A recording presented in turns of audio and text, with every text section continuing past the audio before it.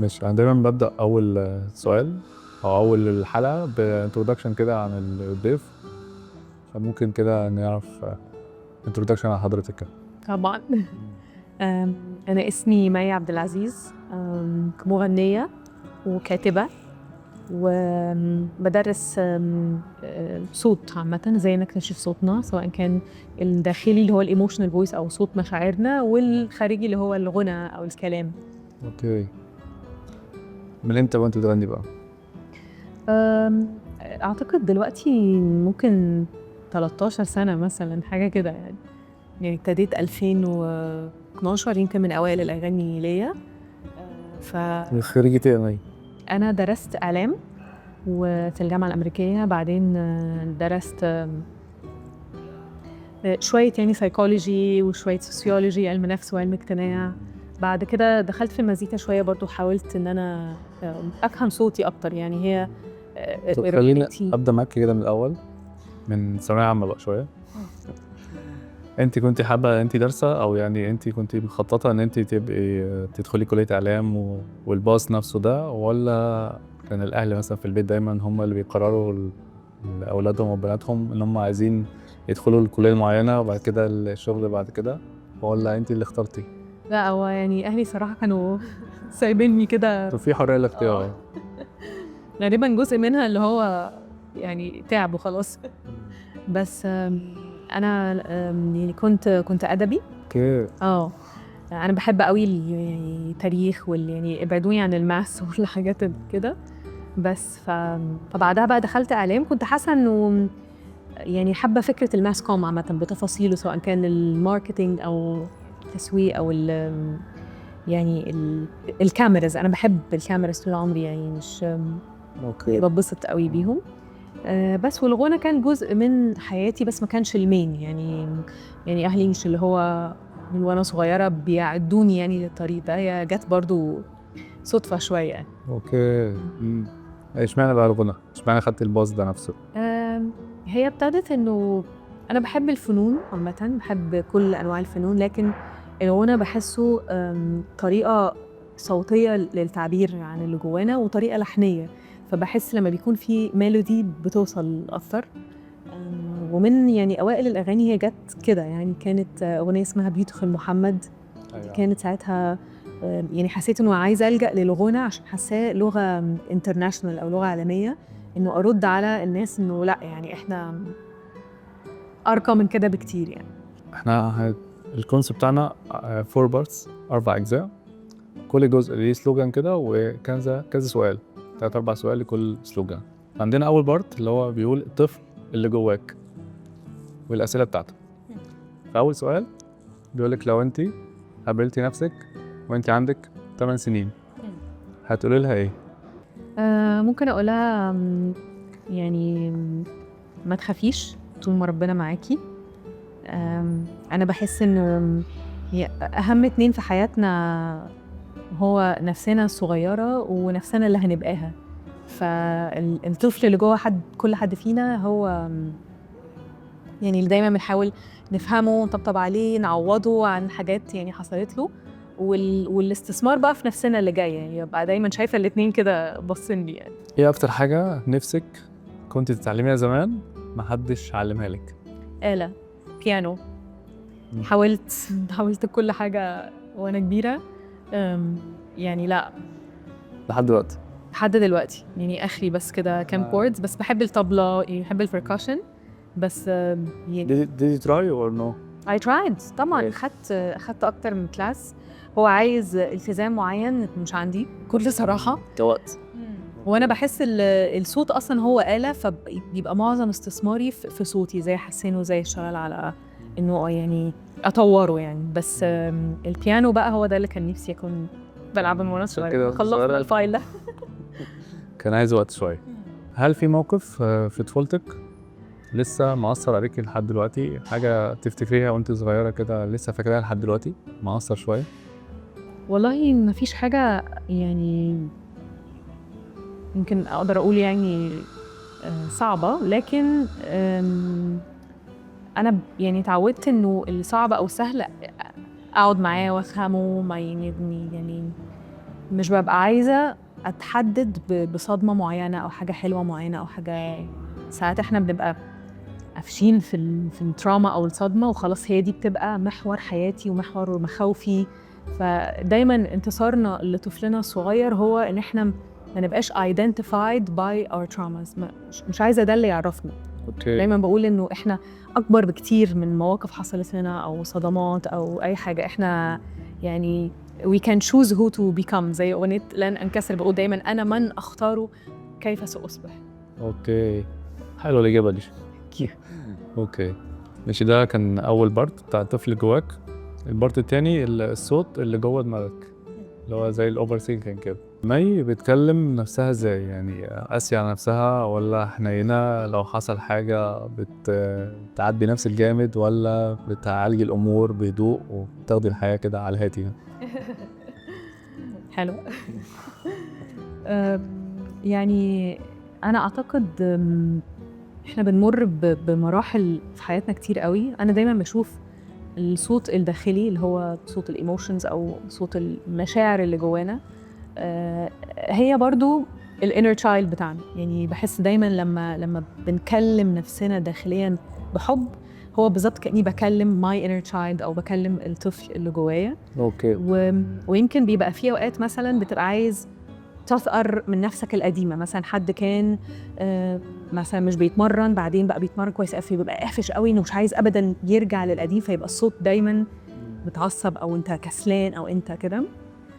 وساعات برضو بيبقى الصوت اللي جوانا هو صوت اهالينا او الفيجرز اللي احنا بنبص عليهم واحنا بنكبر. فده بيشكل نظرتنا لنفسنا. فعشان كده دايما يعني بقولها حتى لماي ستودنتس يعني انه يعني الصوت بجد بتاعنا احنا هو ده اكبر قوه واكبر حق. يعني ده اول حق بيجي لنا، صوت الحق. صوت الحق فعلا وصوت الصدق وصوت الحب. فاحنا اول ما بنتولد اول حاجه بنعملها ايه؟ بنصرخ انا هنا I exist انا موجود. انت لو البيبي ما عملش صوت اول ما اتولد بيخاف. بالظبط. والصوت ده اول حاجه بتتاخد مننا. وطي صوتك اعملي كذا فبنبتدي نشرينك او ننكمش علشان نتقولب بقى لاي حاجه الناس شايفها. بس بتعملي البالانس ما بين ان انت مثلا بتنجيج نفسك في حاجه معينه مثلا في كورس او في تمثيل او في اغنيه معينه فبتضيعي وقتك على حاجه من حاجات تانية فبتبقى عايزه تعملي بالانس ده فبتعرفيش. بص انا بشوف انه يعني اهم حاجه انه اي شعور يعني الصوت برضو هو تعبير عن اي شعور. مثلا انا اتضايقت النهارده عشان كذا انا غضبان انا فرحان وات ايفر. احنا دايما يعني احنا راسنا ما بتبطلش كلام صح 27 ساعه. This is the inner voice او الصوت الداخلي وهي اللي بتاثر على اللي طالع بقى سواء كان عدواني او هادي او اي حاجه. والاتنين متصلين ببعض والاتنين اقدر افهمهم يعني واقدر اتعامل معاهم. في اوقات هتلاقي مثلا يبقى في صوت فيه مثلا جلد ذات قوي او متعصب قوي انت ليه عملت كده بس حلو. بس برضه انا عايزه اقعد مع الصوت ده وافهم طب انا عملت كده ليه؟ طب المره الجايه اعمل ايه؟ يبقى دايما في احساس انه انا قادر ابقى احسن. انا عندي يعني نسخ اكتر بكتير من اللي انا فيه دلوقتي لسه ما اكتشفتهاش ومتحمس ان انا اعرف نفسي اكتر يعني. حلو يعني تعملي بالانس ده. هو بالانس. انا يعني دايما هعيش من احلى المقولات اللي سمعتها في حياتي الامام الشافعي كلما ادبني الدهر اراني نقص عقلي وكلما ازددت علما زادني علما بجهلي. هنفضل طول الوقت نكتشف طول الوقت نتعلم طول الوقت نبص كده ايه ده يا انت نفسك مثلا بدايه اليوم النهارده غير على اخره. صح دايما في unfold اكتشاف لينا اكتر يعني. اوكي. ايه اكتر فكره بتحاربك كل يوم؟ يعني هل في حاجه مثلا في دماغك دايما في جزء كده الواحد يعني بيروح له كل يوم يعاتب نفسه عليها او بيفكر في حاجه معينه مش ظابطه معاه الفكره دي؟ ازاي الواحد يطور من نفسه اكتر، ازاي الواحد يعيش احسن quality of life. الاعمار بيد الله طبعا بس ازاي اعيش الوقت اللي موجود عندي ده باحسن quality ممكنه سواء كانت نفسيه او اجتماعيه او فنيه او بكل بقى الانواع يعني. بارت 3 قبل ما تنام بتفكري في ايه قبل ما تنام؟ بفكر انه بدعي ربنا دايما انام في سلام وصدق وتوكل عليه. إن الواحد على قد ما يقدر ما يكونش سبب زعل حد أو سبب حزن حد أو كده. فده دايما دعوتي، يعني الواحد يبقى خفيف كده على الناس. ايه اخر مره حسيتي انت نايمه كده لا انا مرتاحه في هدوء ومفيش اي اوفر ثينكينج ولا تفكير كتير ولا اي حاجه؟ أعتقد تاني لما أكون حاسة إن أنا عاملة اللي عليا، يعني سواء كان يعني للي حواليا أو لنفسي كمان. لما أحس إن أنا كان يوم هادي كويس، مش حاصل فيه يعني حاجات صعبة. بحس هو ده اللي عارف اللي هو فعلا النوم السلام ده. زرت بالبساطه دي شويه. هي البساطة هي دي اللي احنا ناسيينها. احنا بندور دايما على حاجات برانا وحاجات يعني بتشبع يعني النفس الدنيوية أكتر بكتير من الرضا الكامل ده بالحاجات البسيطة. عشان كده لما لا قدر الله مثلا حد صحته تتعب يقدر كويس قوي ايه ده انا كان عندي نعمة كبيرة. فاحنا في نعم كده أساسيات دايما بدعي ربنا يعني. هل بتحلمي احلام متكرره؟ أنا ما بحلمش اصلا؟ صدقني. ازاي؟ أعتقد أنا مخي شوية visual thinker، يعني ما بعرفش أقعد وأتخيل كده. يعني ما شاء الله في ناس ممكن يبقى قاعد كده ينزل ورد من على الحيطة أنا لازم وروني صورة عشان أعرف أتخيل يعني. اوكي. أعتقد المخ حسب ما أنت بتعوده، فممكن يبقى برضو ده تعود over the years. في احلام برضه يعني كتير. يعني ممكن مثلا أحلم مرة كل 6 شهور أنا بنام بجد يعني في سواد جوه فصلت تشد فيشه تشد الفيشة فعلا لحد تاني يوم. بس طبعا يعني أخويا مثلا لا كل يوم بيحكي لي فيلم ده أنا رحت هو عنده كلب فأنا ومايلو رحنا مش عارف إيه ومايلو تحول بقى مش عارف إيه. أنا بنام بشد الفيشة. بارت 4 ملك اللحظة اللي كسرتك. ايه اكتر لحظة حسيت انك وقعتي فيها؟ اعتقد هي اللحظة اللي بننفصل فيها عن نفسنا. اللحظة اللي انت بتحس هو انا مين، انا هويتي ايه، انا اللي انا بعمله ده ايه، طب انا رايحة فين. في كده لحظة اعتقد لو بتمشي توهان. متبقاش عارف اصل البوصلة بتاعتك فين ماشي السلام.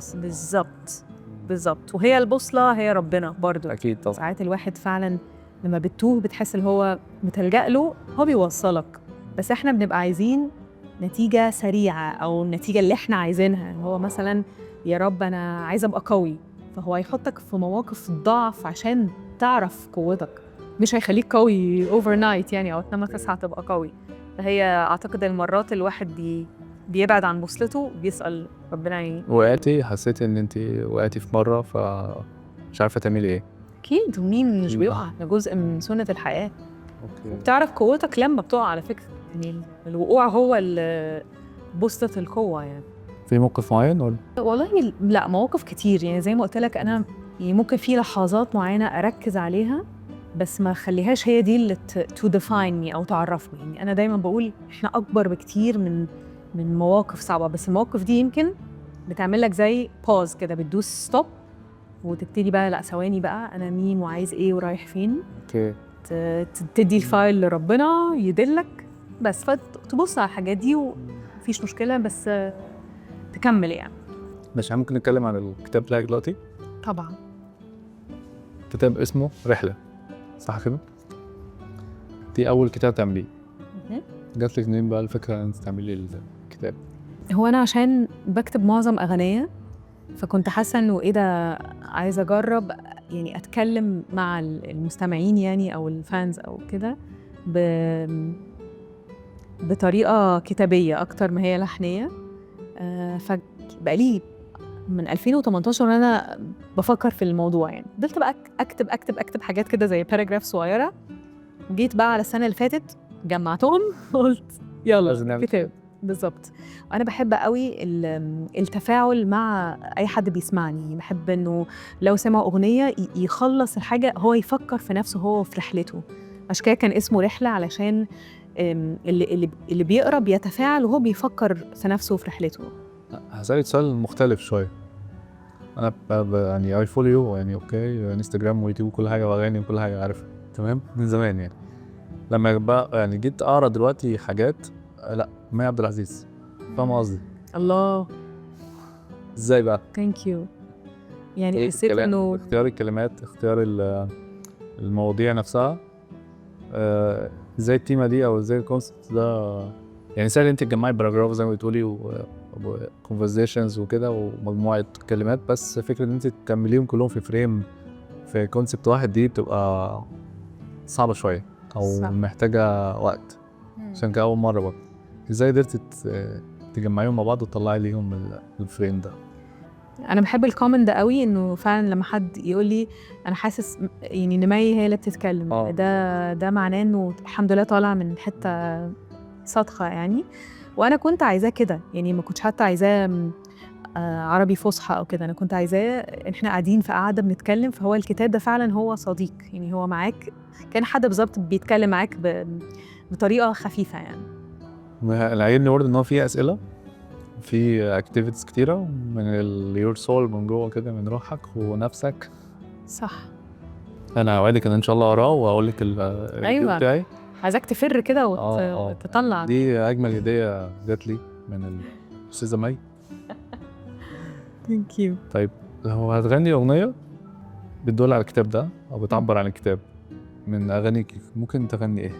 من الاغاني اللي انا بحبها اذوب محبه، علشان الكاميرا هنا هنا علشان يعني فعلا اي توفيق، يعني انا دايما بشوف الفكره دي حاجه مقدسه، وان الواحد يفكر في حاجه زي مثلا فكره البودكاست دلوقتي، انت فكرت فيها واشتغلت وطلعت للنور، فطلوع الفكره للنور هو بتوفيق ربنا ولا اي حاجه تانية. ممكن يعني تفكر بس ما تبقاش يعني متوفق، فان دايما يعني اي حاجه فكره بتطلع بيبقى بسبب توفيق ربنا. فأدوب محبه دايما بتفكرني بده يعني. أدوب محبة ويذوب قلبي، وأحمل في الحشا سرا يهبو، وأشهد أنك القدوس ربي، وفي الأرجاء أشواقي تروح، فأطر بالهوى خطوات دربي، فإن نسائم النجوى تفوح، ودود ألتقيه يزيل كربي، لطيف عندما ترجوه روح.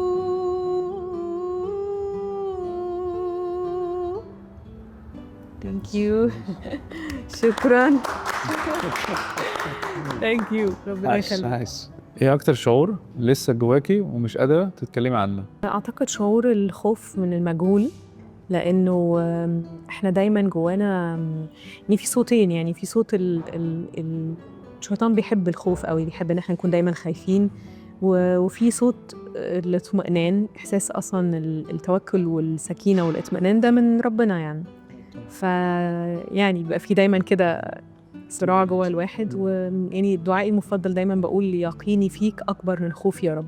هل في موقف لحد دلوقتي بتفتكريه ليه حصل لي كده، او ايه اللي حصل ده عشان يحصل لي كده؟ الاخفاقات، يعني طبعا اي وقت بنحس ان احنا خذلنا نفسنا قبل اي حد تاني، ده يعني بتخبط حاجه جوانا في انه ايه ده، انا مش كفايه، او انا مش يعني ده اخري يعني. فاعتقد برضو تاني الصوت الداخلي، وان ازاي الواحد بيكلم نفسه، وازاي الواحد بيخلي ربنا هو اللي يعني بيزقه ان هو يبقى عارف انه لا ده مش اخرك، وانت يعني اخفاقه واحده في حياتك مش معنى ان انت كل حاجه باظت يعني. اوكي، انت حسيتي انك محتاجه حد يسمعك بجد؟ هل في حاجه حصلت مثلا معينه فكنت محتاجه حد تحكي له يسمعك بجد وانت حصل كده؟ يعني الاوقات برضو اللي الواحد بيكون تايه وخايف، برضو موضوع البوصله، يعني الناس بتبقى متخيله انه انا محتاج عندي اصحاب كتير، ومحتاج يبقى عندي هو لو جد فعلا بجد صديق واحد قادر تكون نفسك. يعني انا في الكتاب بقول الروح تألف ما شابهها، انت ممكن تقابل حد مش لازم تكون عارفه بقالك 10 سنين ولا whatever، بس يعني تحس اللي هو ايه ده، احنا شبه بعض، احنا نفس الروح، انا ممكن احكي لك واحس ان انا مسموع وانا مفهوم. فلو الواحد عنده صديق واحد بس، او يعني حد في عيلته او يعني شريك حياة أو قادر إنك تكون نفسك معاه، دي أكبر نعمة في الدنيا. فعلا بتحس إن أنت مسموع بجد وقتها. اوكي، سؤال حلو بقى. بتسامحي نفسك بسهولة لو حصل أي إخفاق أو أي حاجة؟ بتسامحي نفسك ولا بتقسو على نفسك شوية؟ دلوقتي قبل صح. كده ممكن كنت أقسو على نفسي. وأنا بعتقد برضو لما بيكون حد مثلا نص عمره بيكون قدام الكاميرا، فيبقى فيه بقى توقعات من الشخص ده كبيرة قوي. هو في الأول وفي الآخر إحنا بشر، هنخذل ناس هنجرح ناس، سواء كان يعني مش قصدنا whatever. فيمكن وقتها كنت بقسو على نفسي إنه إزاي ممكن أزعل حد أو كده. بعدين بتوصل لمرحلة التقبل إن أنت بشر، أكيد مش كل حاجة هتظبطها ولا كل الناس هتبقى بسيطهم، دي حاجة يعني توقع غير بشري تماما يعني. أكيد. فمرحلة التسليم وفعلا تكون أنت يعني قدام ربنا عامل اللي عليك، دي بحسها بتريح قوي يعني. اوكي، خلينا بقى آخر سؤال. ايه الحاجة اللي محتاجة تطلعيها من جواكي ولسه مطلعتش؟ في حاجة، شعور مثلا، بيزنس معين عايز تعمليه، مشروع معين، أي حاجة كده محتاجة تطلعيها من جواكي، تفكير معين عايز تعمليه بس لسه ما طلعش. يعني أعتقد لو حاجة يعني شعور إنه دايما الواحد يكون في سلام مع نفسه مع اللي حواليه، وسايب أثر كويس. فدي دايما بدعي ربنا يثبتنا عليها. بخصوص بقى البيزنس، عندي أفكار كتير، ده أنا محجم نفسي. الكتاب ده الحمد لله يعني كان طلع إن شاء الله هتكرريها صح؟ جدا. أنا حابة قوي يعني فعلا. أنا بس عايزة رحلة ياخد وقته ورحلته كده مع الناس بعدين. يعني حابة فكري جدا في حاجة تاني زي كده. يس. إن شاء الله. طيب محتاجين نسمع برضو آخر حاجة، أغنية وخلاص كده هنعمل ريفيو كده لينا للبرنامج والأسئلة وخلاص. يلا بينا جدا. ممكن نغني إنسان عشان غنينا أدوب محبة، فتبقى حاجة spiritual وحاجة fun يعني. أرض واحدة رسموها حدود، قالوا بالبعد هنفترق، قلوبنا قصة من أي خلاف، مهما بعدونا هنتفق. ناسين وجود الحب، ناسين وجود الود في قلوبنا، نرسم بكرة بإيدي وإيدك، ولا لون ولا دين هيفرق بيني وبينك. أنا إنسان وما فيش مكان في قلبي غير السلام. أنا إنسان وما فيش مكان في قلبي غير السلام. Thank you. ميرسي قوي. شكرا. Thank you. ربنا يخليك يا رب. نورتينا طبعا. ميرسي يا زبادي. شكرا على الدعوة الجميلة اللي انت جيتي تصوري معانا. It's my pleasure. بجد والله يعني من أحلى الحاجات اللي أنا صورتها. الله. مبسوط جدا إن انت جيتي نورتيني وما ترددتيش كتير، يعني انت سبحان الله. تجربة ممكن تكون ماتشنج شوية مع اللي انت كنت بتعمليه في السفرية والكتاب وكده، فممكن يكون مع يور يعني ستايل جيرني. جيرني بالظبط. بس أنا محتاج أنا ريفيو تكتبي طبعا. حاجة عن الحلقة والأسئلة وتقولي رأيك في البودكاست والأسئلة والكلام ده. حلو قوي. أستند على كتابي بقى. اللي انت عايزه. ده كلام كبير قوي. ممكن بعد ما نخلص كتابة ممكن تقولي لي الكاميرا كمان يبقى طبعا. كتر خيرك. احنا خلصنا حلقتنا مع الضيفة الجميلة مي عبد العزيز.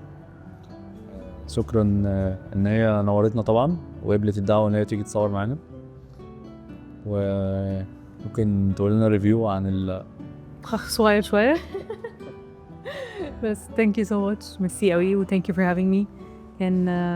كان فعلا يوم خفيف وجميل والتيم شاطرين قوي بجد، سيمبل كده ويعني مش معقدين الدنيا، فدي حاجة جميلة. ان شاء الله تكرريها جدا حاجة تاني. جدا طبعا طبعا.